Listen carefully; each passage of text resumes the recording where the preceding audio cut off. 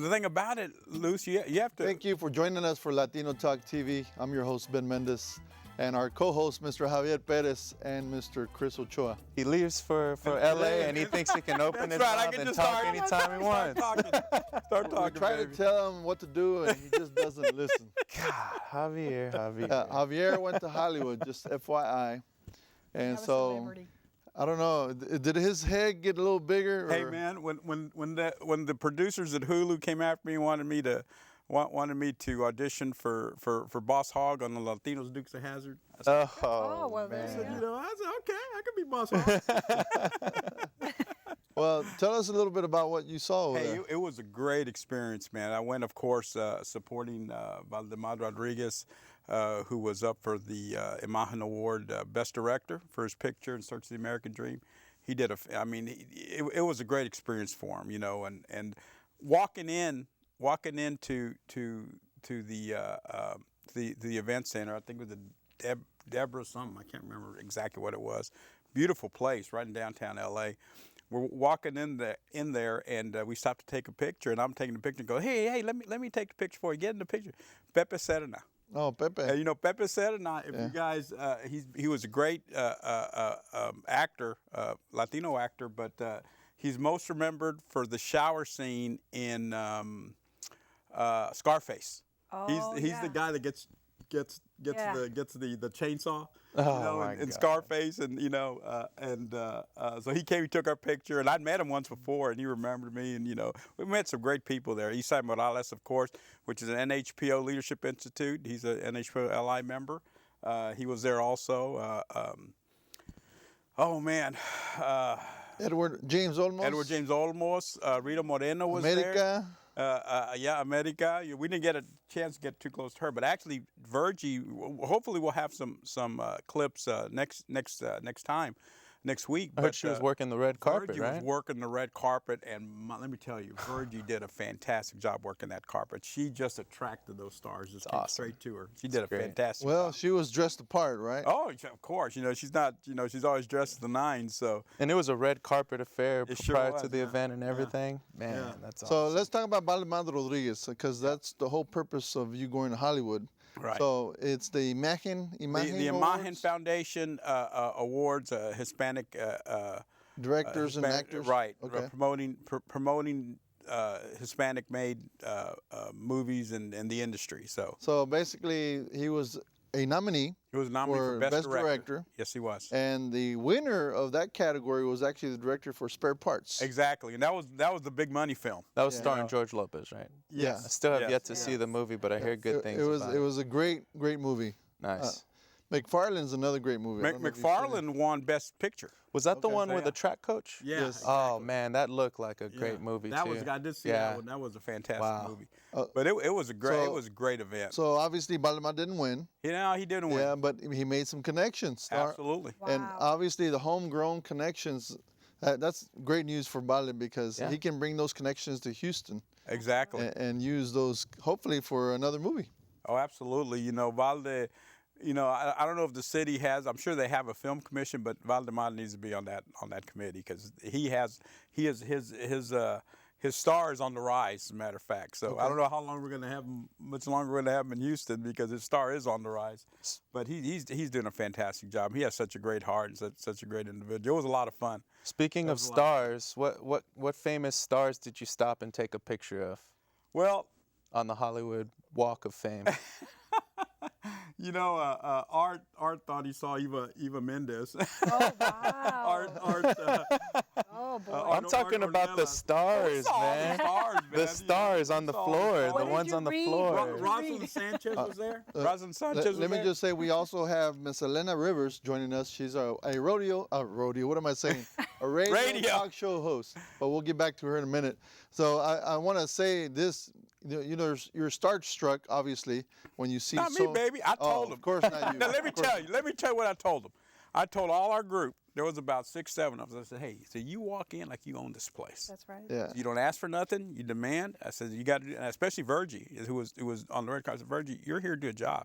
Yeah. I mean, you don't. You tell them what you need, and that's it. Because I had been I know I've done interviews before too.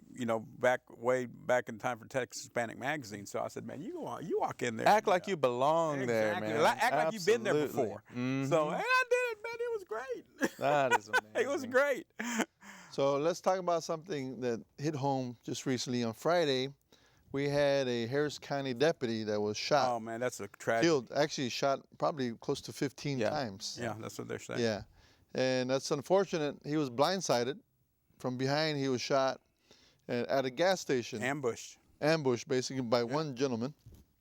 And this gentleman was found actually within a couple hours. The next morning, he was already in handcuffs. They were already questioning his where his whereabouts were.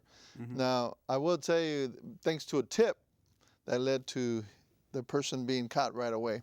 And so, obviously, if you're out there and you've seen a crime, it's so important to inform the police. Now, getting back to the deputy, unfortunately, he's passed, and he had 10 years of service. 10 years of service, and obviously people came out. Ben, I know it has to hit home because your son is a deputy. My son is a deputy, yeah. And so when you have people coming out like they did on Sunday, I don't know if you saw I saw that. The walk. Thousands of people. Yeah, if you saw the walk, it was a mile long, and you had all different races, and that's what I really enjoyed, the fact that it was very diverse.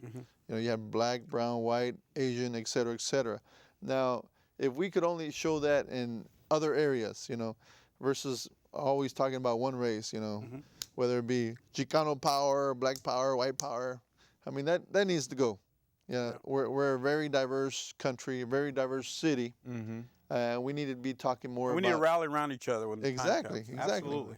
Yeah, hats off to Ron Hickman and the Harris County DA for vocalizing the unification that's needed at this time.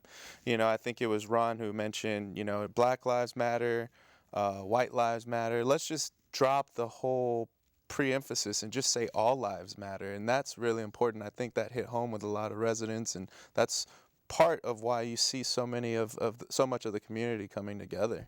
Yeah. So, Ms. Rivers, tell us what you're hearing out there in the street about this case. Well, I am seeing the unity. We were talking about this before the program started, how the media sometimes portrays us as being divided. But when, unfortunately, a tragic like this happens, we're really not that much divided because everybody pulled together. Money's being raised, a lot of money's being raised for this family. And this is where I saw everybody. I saw blacks, I saw whites, I saw Hispanics. And that just made me feel like we are closer than what people think we're not, but we really are. So my heart goes out to the family, to the wife. Now she has to raise 2 kids by herself. That must be horrific for her. And so at this moment, I think it doesn't matter where you come from or what blood you carry. We're together. We're together here. I can only imagine what the funeral is going to be like. Oh. Yeah. This has received national attention. So you're going to have a lot of folks coming from all over the country, actually outside of the U.S. as well. They're going to be coming from all over the place to show unity. Now, Ben, did they give a motive why he did it? They haven't said yet, have they? They have not said yet. Yeah. And you know that his mother was the one who really brought him into justice. So that says a lot. Even the mother's like, okay, well, this was wrong. And even if my son committed this crime, I'm turning him in. No, I wasn't aware of that. Yes, wow. It was her who turned him in. Because I heard the mother I've heard said the story, that she said that no, he couldn't have done it because she was. She was like the alibi. Yeah. There's a lot of speculation going on with regard to the motive. Many have speculated that it had to deal with the fact that there was so many months and months and months of white police officer shooting a black civilian, that it was just kind of that motive. It was a racial motive but no one really knows. I mean, no one won't really know. I hope we do get to know, because we really want to know, where is this coming from?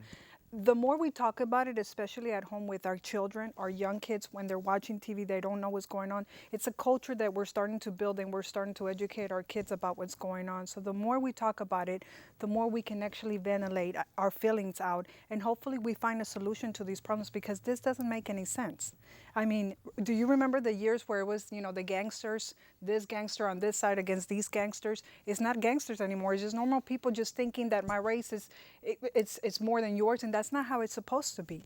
That's not how it's supposed to be. We're all here to try to do the same thing. Survive, do a good living for our family, just progress in life, and then this happens, and we don't know how to accept this. We don't know how to take it. Absolutely, Chris, I think you hit it right on the head, baby. All lives matter. Oh, absolutely. lives That wasn't me. That was Sheriff Ron Hickman. It was Sheriff Hickman. That's correct.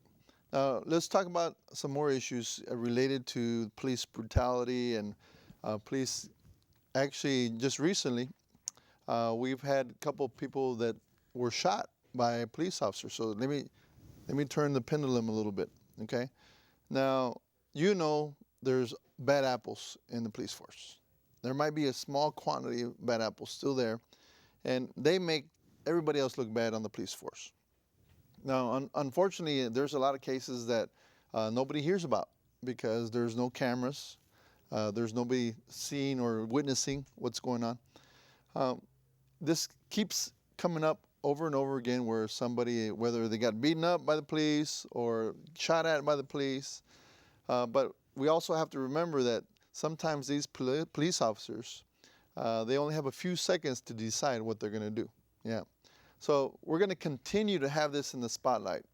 I don't care how long it is, but it's going to continue for the next couple of years probably, because it's kind of boiling over. I mean, if you see it, it started off in another state, in Missouri, and then it kind of blossomed, and now we're talking about it here in Houston, Texas. And so we're going to see this over and over again. It'll be interesting to see what kind of laws are put into place because of this. Now, are we going to have, what do they call those cams on body cams on every police officer? Because right now we're experimenting here in Houston. Yeah. They bought X number, so only a certain number of police officers are carrying them. Now, is there going to be a law put in place by the state legislator saying everybody's going to have to wear body cams? That's a police officer. I don't think that's a bad idea, Ben. I think that's a darn good idea.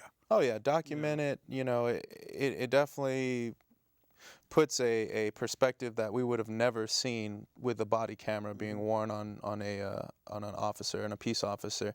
The other interesting thing is President Obama came out with a speech to the NAACP on prison reform and how he made a comment. He made several comments, but one main point that he had made was on saving money and how much money it takes to have the incarceration of all, I think it's 75% African American and Hispanic combined. And he said that for the amount of money that it takes to house these prisoners for 1 year, institutions, public institutions, educational institutions can have college free for all of America, all the public universities. I spent about 8 years here in Houston. In the penitentiary? No, not the penitentiary. You scared me. Do I have to leave now? I spent Pat didn't tell us you had served time.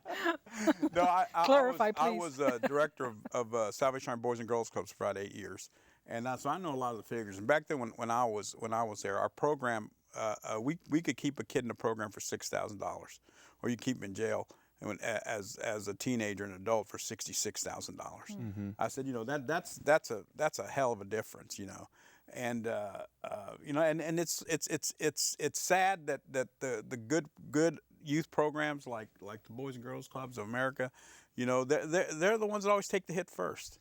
I want to put Miss Elena here on the spot. Do you favor legalization of marijuana?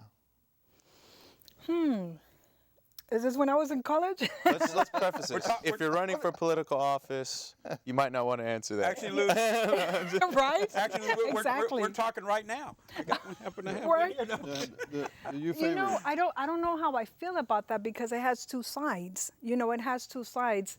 It's I don't consider something growing from the ground illegal, and especially if it's being used for pain. Medicinal. For Pain. medicinal purposes, Yes. absolutely. But then again, there's other people who might take advantage of that.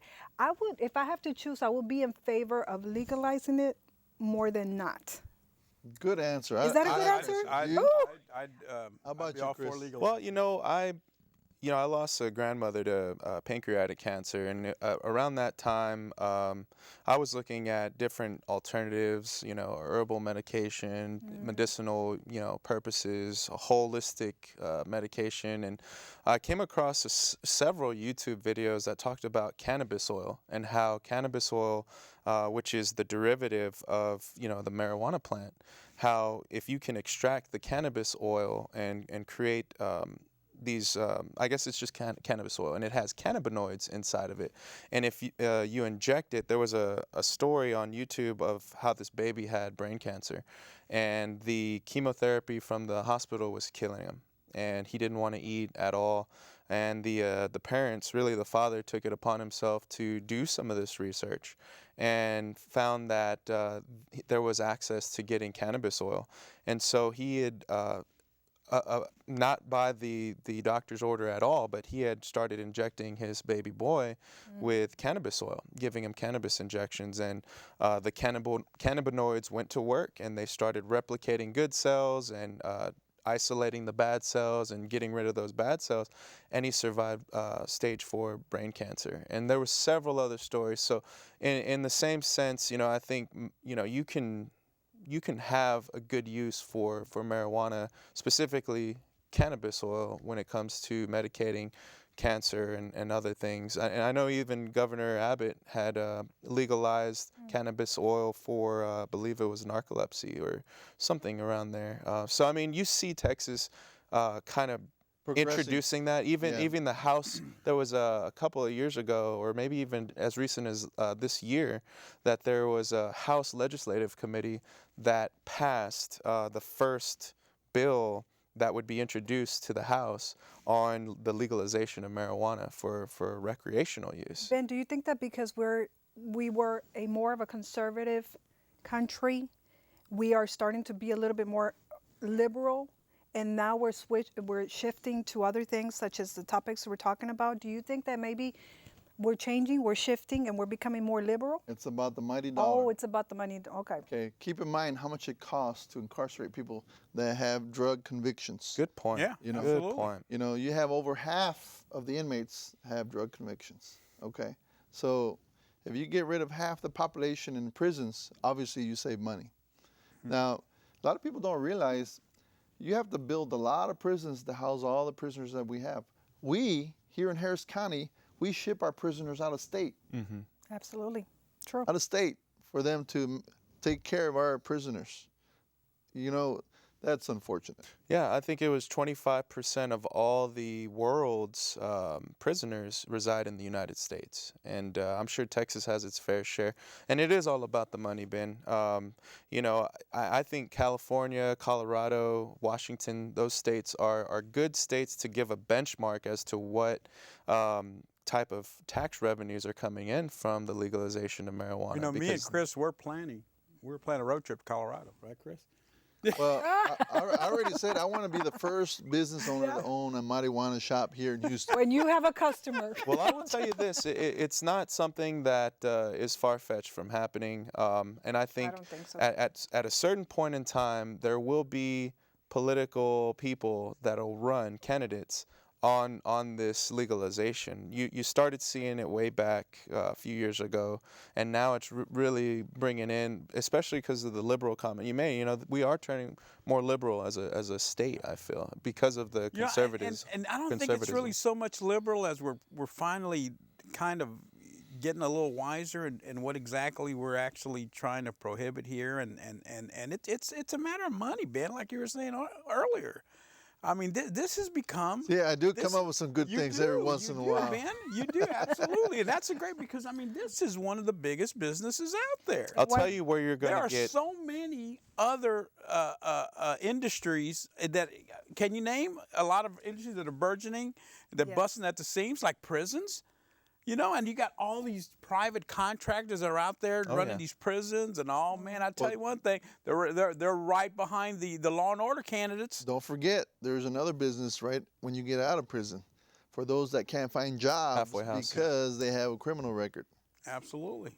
Yeah. So there's some serious money being made off convicts. And let it be a Hispanic to be the first one to have the shop of the marijuana. Well, man, Hispanics will be the first. Primo that's running the shop. You got a primo? You know, it's kind of a little underground, but it's still a shop. It already started, which is, Oh, Pat Pettis is over there. He has a little shop. Yeah. You know, the interesting thing, Ben, will be to see how the lobbyists play into this, because anything that happens in the state of Texas legislatively, you have to have it pass, and you have representatives that you've elected, and no representative that I know of that's represented me has been vocal enough to have a vote in favor of the legalization. Right. So you look at different interest groups like the medical interest groups, you know, lobbyists from Pfizer, from some of the big companies. They're not going to look in favor of a legalization. You look at big cigarette companies. I disagree with you. Well, let me back. I'll finish my thought, because it's new territory for them. Yeah, yes, you have some of those pharmaceutical companies that are experimenting. Already they have things that are faux marijuana, THC pills that you can take.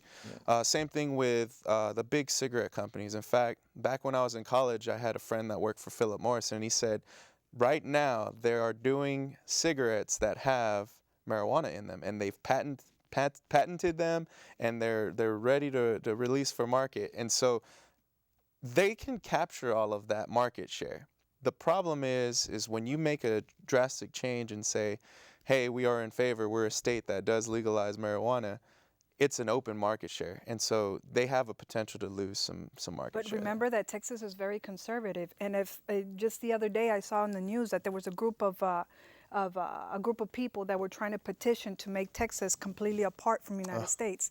So we're still in a state where it's a little different. Yep. You know, Colorado's right around the corner. They're okay. Across Texas, you got a whole different story, a whole different type of people. Yep. Getting back to Pfizer. Now, keep in mind, one of the biggest chunks of money that they make is over-the-counter drugs, okay?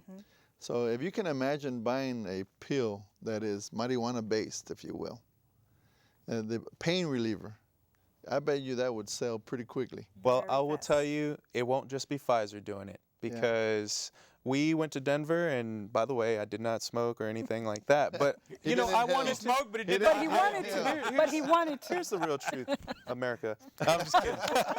No, I went in because I wanted to see what a dispensary looked like, and I will kid you not, there were several. Did you buy any of the brownies? No, I didn't buy anything. But what I'm saying Skittles? is, I went, and I even had my video camera. But I went because I'd never been in, and I told my wife, hey, let's go check it out. So we went in, and it was you walk in, and it's very regulated. There is a security officer. I think it was a state patrolman or a state police officer that was sitting there manning the front. You had to give your ID. He asked you a question. Were you going to purchase anything? I said, I don't think so, but if you need my ID, that's fine. And he said, okay, here, I'll just keep it up here. You look inside, and it's like the Apple store of marijuana. Wow. This one particular dispensary that we went in, the only one that we went in, and they had several iPad minis and several different mason jars with all sorts of just different strands. And I was like, I told the worker there, I was like, do you mind if I just kind of record some of this? I mean, just for research purposes and, just to archive it. And he's like, yeah, no worries. Just, don't get any employees without their consent. And so it was like the Apple store of marijuana. But I will say, going back to my statement, the competition will be that much greater for these types of pills, because unless the regulators like the state and Senate say you can only have this license to be producing of this type of pill, there's several other ways to have medicinal marijuana it doesn't have to be called medicinal. It's marijuana, period. So that's why I think, market share is just going to be a wide open game. What about the copycats? What about the people who are going to say, okay, well, let's just change it here, change it there, make the money, and it's, it's just so many things, but definitely it's going to make money. That I have to agree with Ben. Don't forget about the underground still. You Yeah. still got, your best friend that... Yeah, but Or Javier's Javier, cousin. right? But you know what? The underground is, they're going to have to pay, they're going to have to lower their prices. Yeah, Yeah. exactly. Yeah. Capitalism. It legalizes. That's it. Yeah. And let's tell you what, let's tune in about 10 minutes and we'll be back. We'll be like This will be a show you'll never forget. I think the Nicky great will thing... actually wake up. I will tell you, I feel it's become more of an open conversation to have. Whereas before, even a year ago, you wouldn't have that kind of conversation. So I just was always shows for you. legalization of marijuana. Always. You should run on that, Ben. Yeah. You should. I'm sure you'll you know, get the a funny lot thing of about it, people to there's a rock state the rep vote. from Colorado that actually has a shop. They did a story on him. Okay. They said it was a conflict of interest because they're the ones that legalized it and he's making money off of it. But he has several stores now. I mean, his business just boomed, and people want to go to his store because he's one of the lawmakers. Mm-hmm. Yeah. Yeah. Franchise. There you I go. tell you, that's in 5 years, I don't think we'll be having this conversation. I think it's really just gonna take off. 5 to 10. How I many give states it we 10 have now years that max. legalized marijuana? 3, I have 4, no 3 idea. or 4? 3 or 4. only You got 4. California, Colorado, and And Washington. Oh no, Washington. Yeah. Okay. Well, I know there was a Or couple Arizona. that were like right there. Yeah. Well, now you have Texas medicinally with one type of condition. So you're seeing it happen, and gonna it's happen. interesting because I thought the moving. biggest red state in the United States was going to be far from the adoption curve, but they're right there. I mean, at the end of it all, you're a business, right? You're a businessman, no matter what. So And you have the customers ready to buy. So let's talk about a totally different topic. The presidential race. Oh, boy. Yeah. My uncle, Trump? Your Uncle Trump. That's right. Now, Trompe. Trompe. Donald Trump, Duck. I don't know if you saw this, but he made a big mistake. He went after our famous anchor from Univision, Jorge Ramos. Yeah. Jorge Ramos, and he did it in such an unprofessional manner. So I want to hear your thoughts on this. Well, I've been following Donald Trump, and I'm going to be honest with you.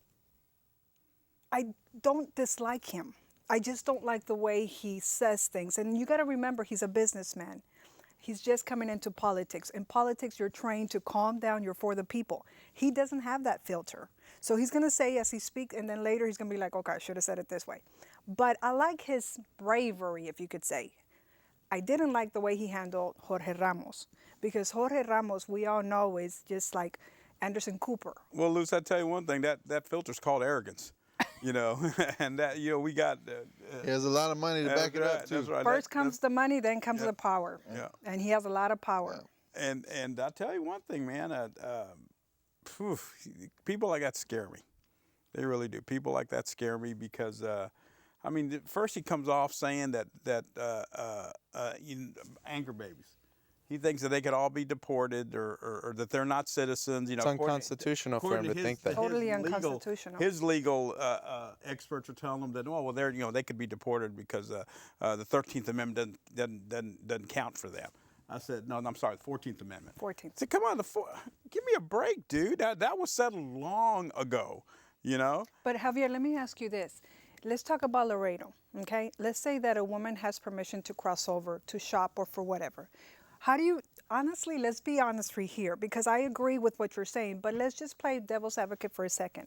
A woman who crosses over to buy groceries at Walmart, and she knows that she's about to give birth, and she gives birth. She's doing it for an intention of having her baby on the other side. What do you think about that? What's the difference in doing that than sending your kid to a great school? He'll have great advantages if he goes to that school. I don't see any difference in that. I said if I was a parent, I'd want my son or daughter born in the United States for a better life. Absolutely. Where do you cross the line when you know that a lot of women are doing it on a daily basis and they're coming across coincidentally on 9 months to shop at Walmart or here? I understand that, and I would probably do it as well. I'm not going to lie, I would do it as well. But does he have a point to a certain extent? Well, I mean, he makes it seem like, oh, because they have the baby in the United States, then they can stay, and that's not the case. That's not. They go back to Mexico, but that child is now an American.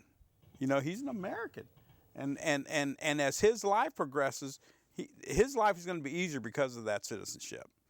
You know, and I don't see a thing wrong with that. I don't see a thing wrong with that because he can always choose to go back, you know, either stay in Mexico. If he wants to go to the United States, he can do that also. And believe me, you know, I think this is so overblown because you're talking about 11 million people right now that are. A lot of people. Can you imagine? And it's not me saying this. It's the white guy from Rice University, Steven Kleinberg. What does he says? He says, you deport 11 million people because it'll decimate the economy. Decimate. You're not saying, oh, it'll be bad. He said it would decimate the economy. 11 million consumers, taxpayers. Calm down. No, you know, get Trump No, over you sound here. like Get no. Trump over here. That's why Jorge Ramos got a little upset. Yeah. I was telling Chris before the show started that a lot of people don't understand that Jorge Ramos, where they call him now an activist, they said that he was not acting like a journalist, but he was but he was acting like an activist. So, of course, I don't agree with that because this man for 11 months has been trying to get an interview with Donald Trump, which he hasn't succeeded because there's beef between Univision and Donald Trump. So he sends 2 reporters to this conference and they're being ignored, Ben. So what is he supposed to do? Okay, well then let me come in. I have a lot of experience. I'm going to get down to the question even if I have to stand up and interrupt the press conference. So that's really what happened. But that side of the story, you don't really hear about it as much. That's really what happened, and he was doing his job. I mean, I think, and that's pretty much what you're trying to say today. He was really trying to do his job. I want to hear from Donald Trump how he expects to deport 11 million people. What are you going to use, Donald? Cattle cars? What are we using? Ovens? What? You tell me. You know, I mean, that's a ridiculous statement, and it is just so based in hate and racism. Man, it wants me. I want to scream. I want to hear Chris's perspective. You know, I'm here just listening, and you know, I'm just gonna tell you where I fall in this divided line. You know, for immigration reform, because that's what this is. Because the reform is being proposed. The reform that Trump is proposing is to build a giant wall, and the anchor babies need to leave. So really, the topic of discussion is immigration reform. I fall in line on the side of having these 11 million undocumented immigrants some sort of pathway to citizenship. And the reason why is because I had an experience. I had an event that happened in my life where one of my best friends from growing up, you know, was pulled from his younger sister. He had to leave the country along with his mother and father.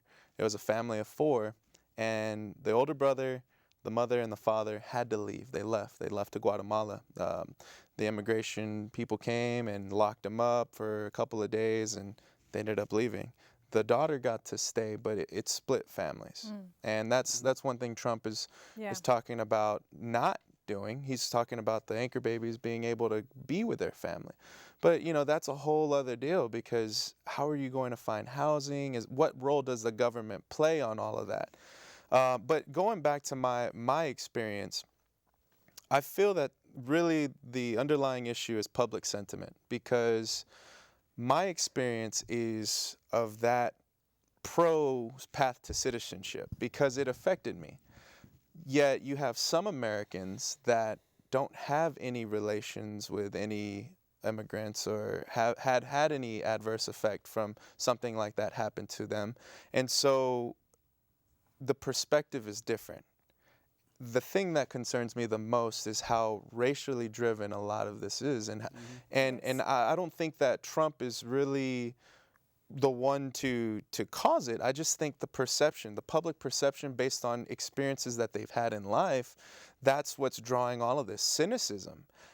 In fact, I think Trump, just to kind of defend him a little bit, he is unlike any other elected candidate, politician, because he doesn't have a filter. And that's somewhat is refreshing, and that's why I think he's a little bit more popular than most candidates, because most politicians are trained to, you know, Brush be it under the rug, diplomatic, be and you diplomatic. field these types of questions. But I think he's really in a league of his own, because he has all this wealth.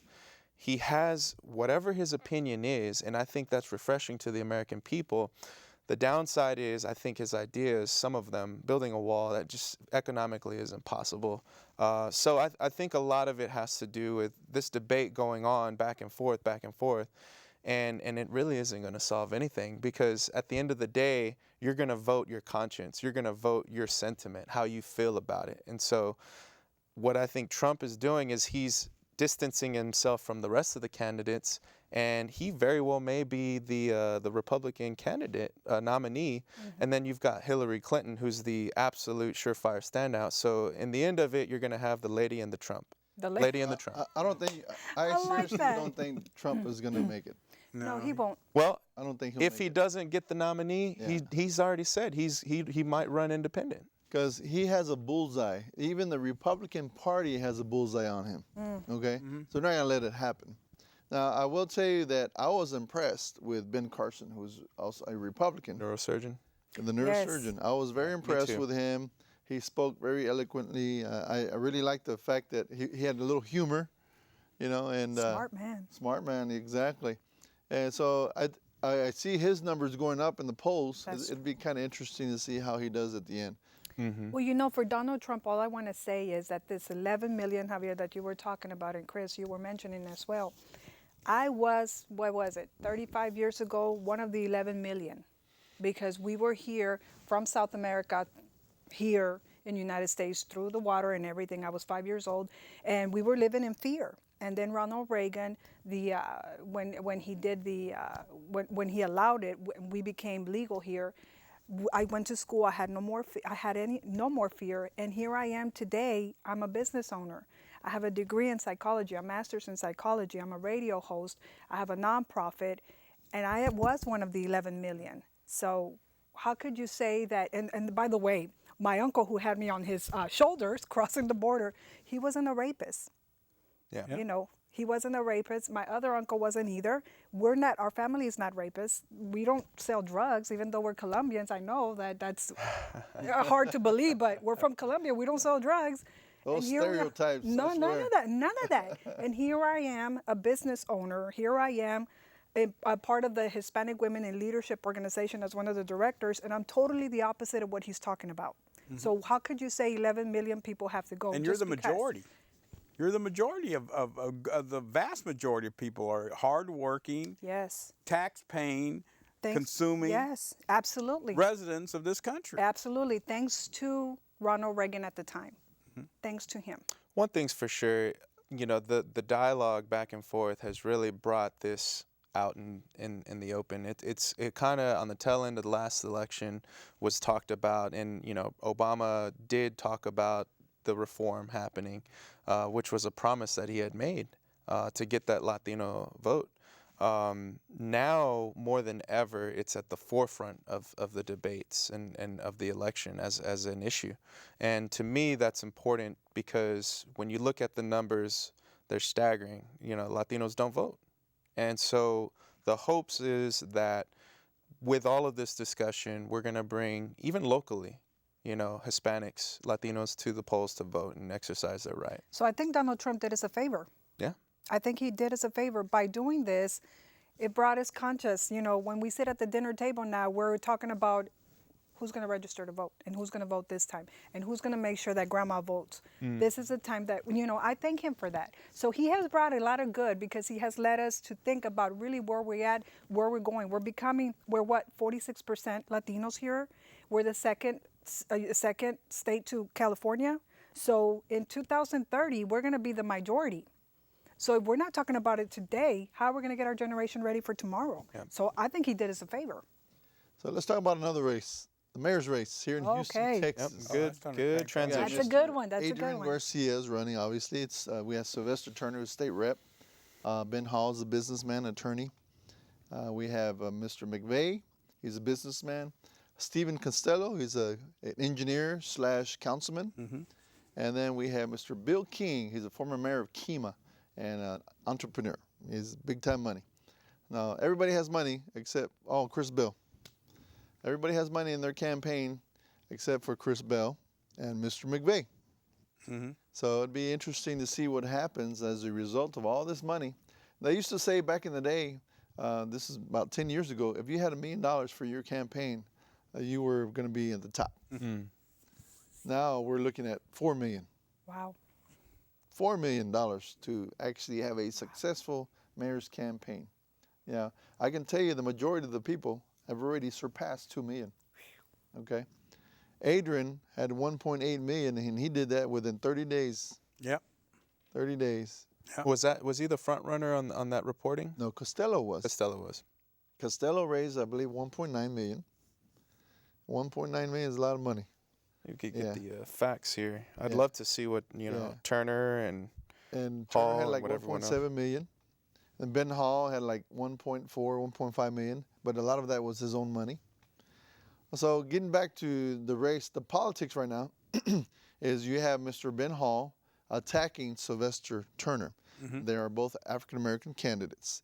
And obviously Ben Hall has done some serious damage because Sylvester Turner has gone down on the polls.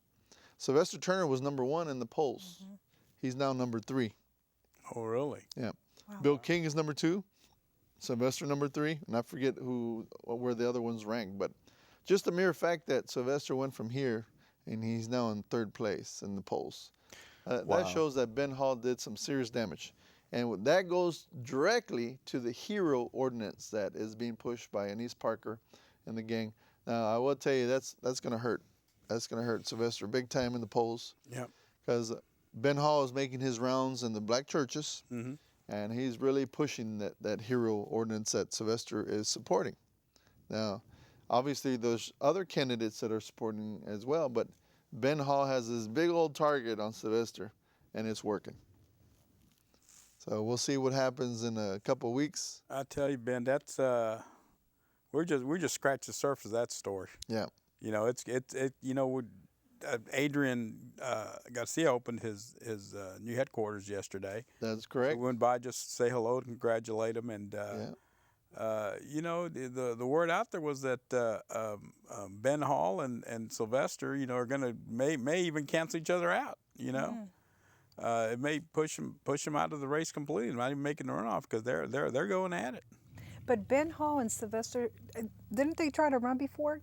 Ben ran last time. Ben Hall Sylvester He's ran got name about recognition. 10, 15 years ago. He's run twice. Sylvester has, and by the way, he never made it to the runoff. Okay, so it's kind of He interesting. made it to the runoff his last time. He never made it to the runoff, and so it'll be interesting to see what happens with Ben Hall and Sylvester as they attack each other. Chris Bell, he's down in the polls. Bill King is going to be someone that we have to watch out for.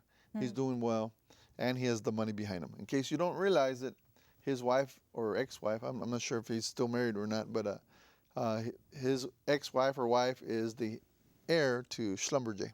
Oh. Oh, really? Yes. And so he has a lot of money behind him. Must be nice. Yeah. So the money's one thing, but let me ask you this. What about people looking forward to seeing maybe perhaps historically a first Latino mayor? Well, you got How to do you think that remember plays? there's a lot of anti-immigration sentiment right now. Okay. Okay. So that plays into it.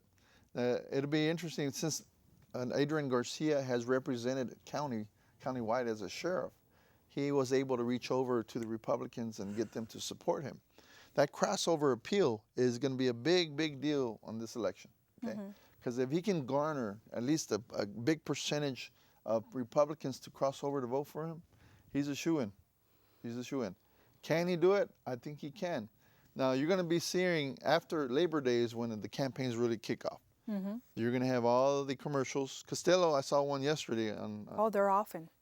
Costello had his Ben Hall. Ben Hall. Yeah, so it'll be interesting to see how the commercials affect voter perception because a lot of these people don't realize who the candidates are.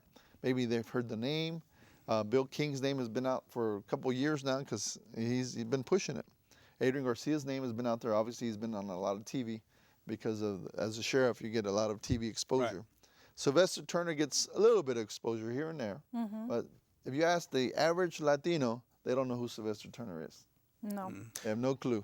Do you think that maybe Adrian Garcia is going to really focus on the Spanish media more than? He's going to focus on everything. Yeah, because the people that vote him into office are a little bit of Latino, a little bit of black, a little bit of white, a little bit of Asian. That's true. So he has the whole spectrum. Now, you go ask how many Latinos will support, let's say, a Sylvester Turner or Ben Hall. I guarantee you the percentages are very small. Very small. Yeah. Yeah. Yeah. So we need, as a community, we need to get the Latino vote out and make sure Adrian makes it to the runoff, because that's the beginning stage right there. Once you're in the runoff, it's a total different ballgame. Chris is a former councilman. He can tell us a little bit about the runoff. Yeah, I know that, and even you, Ben, you ran for city council last year or a couple years ago? 2 years ago. 2 years ago. And missed runoff by 20 missed votes. the runoff by 20 votes. Wow. And that right there, from that point on, can seal the deal. A lot of these candidates now are shooting for just winning the runoff, to be in the runoff, be in the runoff, the next step. because the dynamics completely change. Things happen behind the scenes where you're going after support on all levels, local, state, federal, all levels, and it really does change. Going back to the whole Sylvester Turner and Ben Hall, you hate to put it into just color, like you're black, you're white, you're Mexican, you hate to do that. I hate to do that, but that's a category that every election has talk of, and what it comes down to is, no doubt in my mind, Sylvester Turner and Ben Hall are splitting the black vote. They're splitting the vote. And this happened to me whenever I ran my campaign. We had an individual who signed up at the last minute, a Hispanic guy, and part of that was influenced by the other people to split that Latino vote. Right. It's a political maneuver. Yeah. And so you see that, and it's interesting that. Here's my question: did the deadline to file already pass? Oh, yeah. September. It's in September. No, it's not. It's in September. Oh, It's okay. in So, because it's not passed yet, part of me feels that there will be another Latino running for mayor. Part of me feels that way because if it's me and I want my candidate to win, and I'm not Adrian's campaign. I'm everyone else mayoral candidate's campaign manager. I'm gonna be looking for anybody with a last name Garcia to run against Adrian and have him sign up and just put your name on the ballot. I can guarantee you that there will be, mark my words, one Hispanic that will run for mayor before the file deadline. In fact, probably on the deadline date. Go ahead, Ben. Tell him that is you. So let's talk about the city council races. We have Robert Gallegos running for District I against Elena Garcia. Now, Elena Garcia is a former HCC trustee. She was in office for several years, took some time off. Now she's running again. She's an older lady. She's probably, I'm guessing, past 65, if I'm not mistaken. So she's the old guard. The old guard is there supporting her. And so against the young guard, which is Robert Gallegos. So that'll be kind of interesting. And then you have District H, which is Roland Chavez. You have Abel Davila and Jason Cisneros and Carla Cisneros. So you have a female that actually is not Latina.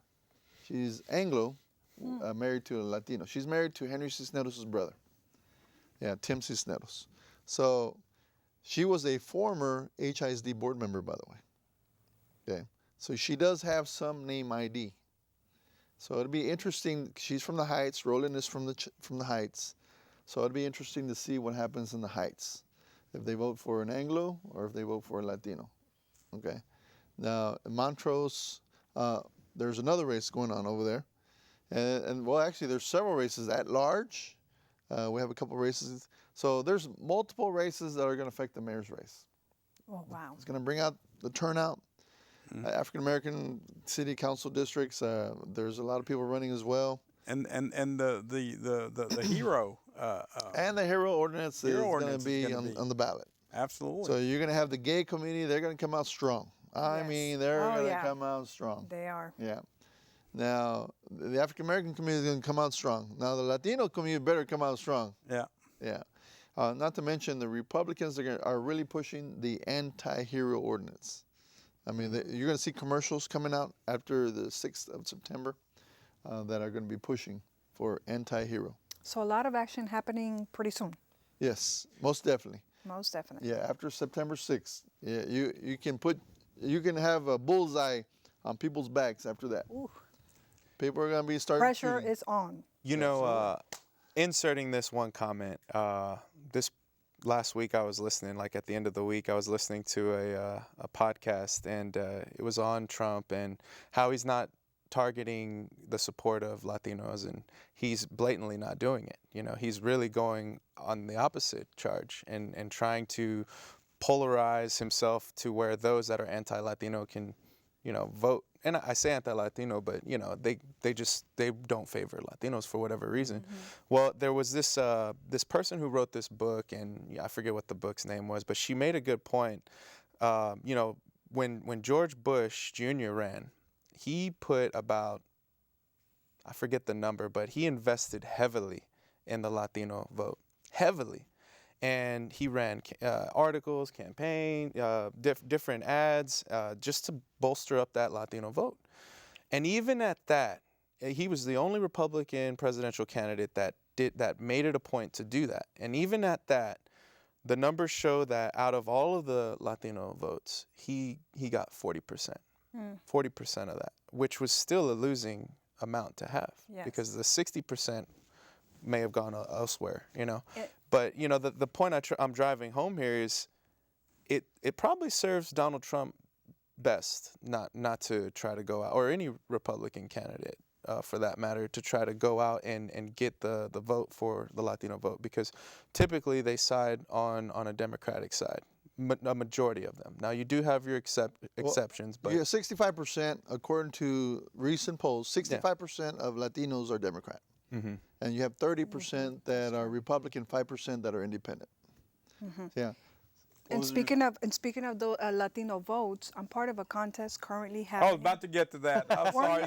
No, we got her on here because we're talking votes. You need to let us know. That's true. We're talking votes because my voting is a contest that is just for pure funds for educational scholarships. The Texan Plus Health Plan, it started a contest 2 years ago, and what they do is they nominate, you can throw in your nominations, and I'm one of the finalists, and I'm the only Latina in Texas, Southeast Texas. I'm the only Latina. And so a little insider told me, we're already halfway through the contest, and an insider told me that my votes are very low. And I said, I don't understand. There's a lot of Latinos. So I need everybody to vote till September the 18th.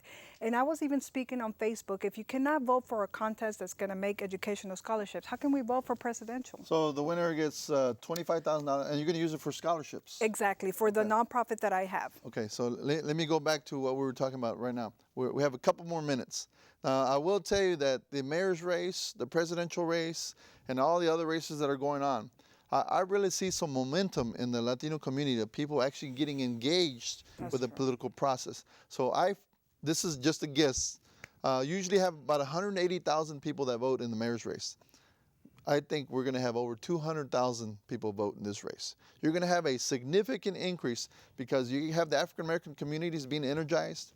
You have the Hispanic communities being energized. You have the gay community being energized. You have the Republicans being energized. So you have a lot of energy out there right now.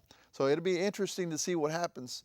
Actually, November 3rd or 2nd, I forget which day it is, the first Tuesday in November, we're going to have a lot of people going to the polls. And then we're going to have a runoff in December. So the key to winning the election is going to be winning the runoff elections. Now, whether there'll be record-breaking numbers in December, I don't know that. Mm-hmm. Yeah, I don't know that. Most of our people are not trained to vote in the runoff elections. They vote one time and they stay home, and it's real hard to get them out, to vote the second time around. But hopefully, we get this message out that it's so important. We got 2 minutes left. Last call. I think we need to get hear again about the contest. Give them the information again. It's simply TexanPlusChampions.com. It's very important because those funds, if I win, the $25,000 goes towards Hispanic educational scholarships. And we want to get these kids on the right track to education. So vote, vote, vote every day, just one click. It takes 2 seconds. Click on my name, Luz Helena Rivers, click on vote, and you're done, all the way till September the 18th. And I'm also educating people to start getting ready for the votes that are really going to change everything. So if you can't vote for it, a small contest, it's going to be hard for you to get in the grip of voting for something really important. So I need everybody's vote. I'm asking for everybody's vote, especially the Latino vote. And where can they get information on that? Again? They can go to they can find me on luzhelena.com, luzhelena.com, LUZELENA.com. You can find the information there, or you can find me on Facebook, Luz Helena Rivers, or TexanPlusChampions.com. Last call, Chris. You know, I just I hope that Latinos come out to vote. You know, if we're sticking on that subject, you know, I feel.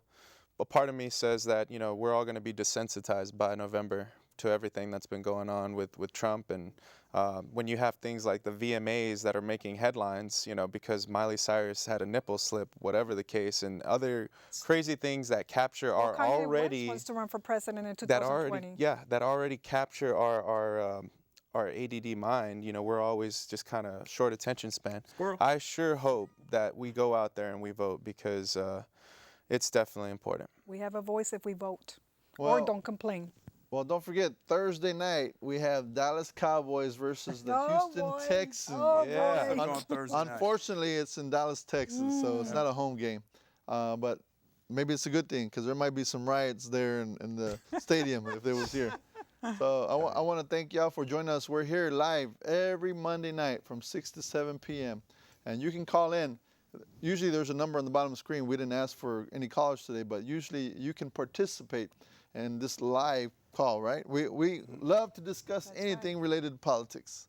We'll take your questions and comments, and we'll do a little debate. Great show today. So I appreciate y'all coming out again. And A lot of thank you again. information. Luz, we're going to Thank you. have you back as a guest host, Thank because you, you do a great Javier. job.